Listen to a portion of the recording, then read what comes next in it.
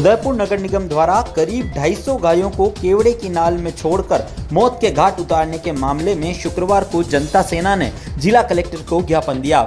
जनता सेना सुप्रीमो रणधीर सिंह भिंडर भी उदयपुर पहुंचे और पार्टी के वरिष्ठ पदाधिकारी मांगीलाल जोशी और अन्य युवाओं के साथ जिला कलेक्टर से मुलाकात करते हुए दोषियों के विरुद्ध सख्त कार्रवाई की मांग की। साथ ही राज्य और केंद्र सरकारों द्वारा किसान विरोधी नीतियों पर भी खेद प्रकट करते हुए उदयपुर जिला कलेक्टर को राज्यपाल के नाम ज्ञापन सौंपा। जनता सेना सुप्रीमो रणधीर सिंह भिंडर ने बताया कि जिस तरह उदयपुर नगर निगम ने काइन हाउस की गायों को केवड़े की नाल में छोड़कर मौत के घाट उतारा है, उससे लगता है कि इनमें संवेदनाएं खत्म हो चुकी है। साथ ही पेट्रोल और डीजल के बढ़ते दामों से किसानों को हो रहे नुकसान पर भी आक्रोश व्यक्त किया। वहीं मांगीलाल जोशी ने बताया कि गायों के मामले में उदयपुर नगर निगम ने खुद ही जांच करते हुए दोष मुक्त होने की रिपोर्ट प्रस्तुत कर दी, जो सरासर गलत है। यदि निगम ने गायों को केवड़े की नाल में छोड़ा ही नहीं तो निगम के अधिकारी समाचार पत्रों में मीडिया में खबर आने के बाद केवड़े की नाल क्यों गए। निगम के खिलाफ उचित और कठोर कार्रवाई की मांग को लेकर जनता सेना के समस्त पदाधिकारियों ने जिला कलेक्टर से गुहार लगाई है।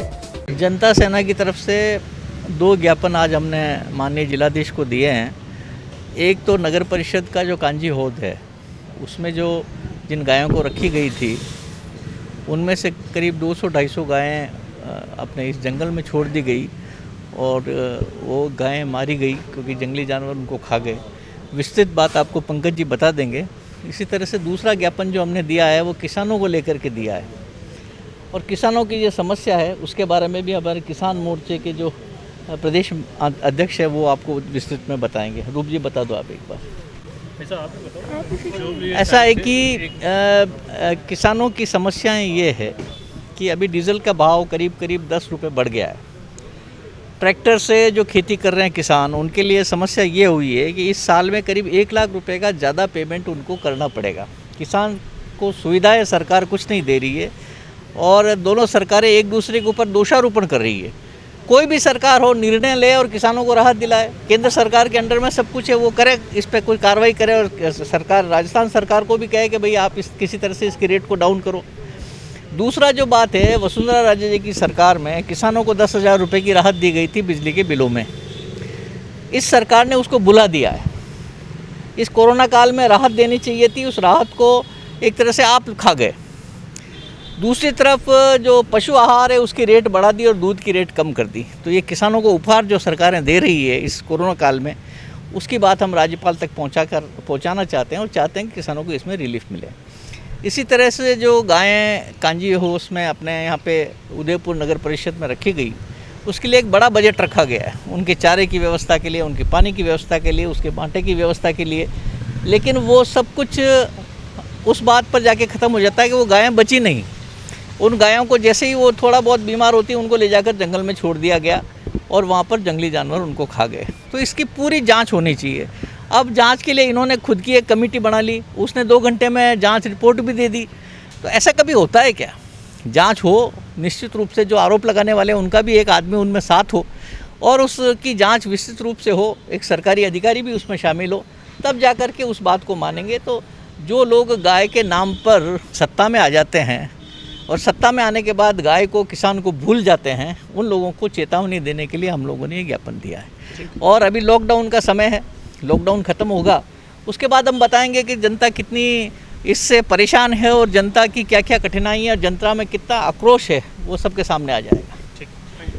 नगर निगम उदयपुर द्वारा जिस तरह से 250 के करीब गायें केवड़ा के नाल में छोड़ी गई और दूसरी तरफ इन लोगों ने एक जांच कमेटी बने, उन्होंने कहा कि हमने केवड़े के नाल में छोड़ी ही नहीं। प्रश्न पैदा होता है कि जैसे ही पत्रिका में छपा तो आप केवड़े के नाल में दौड़ के क्यों गए? इसका मतलब कि केवड़े के नाल में ही छोड़ी। इनकी फाइल में भी स्पष्ट लिखा हुआ कि केवड़े के नाल में छोड़ी। अब कहते हैं हमने चरागाह भूमि में छोड़ी, तो चरागाह भूमि है कहाँ? और 227 गायें जो रिकॉर्ड में बता रहे हैं तो वो चरागाह भूमि के अंदर 2-4 गाय तो होनी चाहिए, ज़मीन तो नहीं खा गई उनको। कुल मिलाकर के जिस प्रकार से नगर निगम जनता को एक तरह से गुमराह करने का काम कर रही है, समाचार पत्रों को गलत कह रही है, जनता को गलत कह रही है।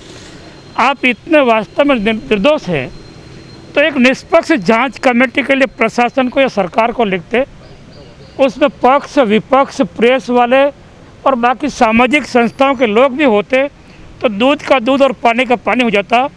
यानी कुल मिलाकर के भारतीय जनता पार्टी का यह बोर्ड जो गायों के नाम पर बना है, वास्तव में जनता पार्टी बीजेपी ये सब क्या शुरू से ही गायों के बारे में कहते हैं कि हम भारतीय संस्कृति और सनातन धर्म के रक्षक हैं और यहाँ पर गायें जिस प्रकार से मारी जाए, यदि कांग्रेस का बोर्ड होता तो उदयपुर में आग लगा देते, पर भारतीय जनता पार्टी का है, इस कारण से भारतीय जनता पार्टी के गोरक्षक भी गायब हो गए। तो हम चाहते हैं, कलेक्टर साहब से हमने मांग की है कि इसकी पूरी निष्पक्ष जांच हो और जनता के सामने जो बेईमान है, जिन लोगों ने इस प्रकार का अन्याय किया, अत्याचार किया है, पाप किया है, उनको दंड मिले। यह हमारी मांग है जनता सेना की है।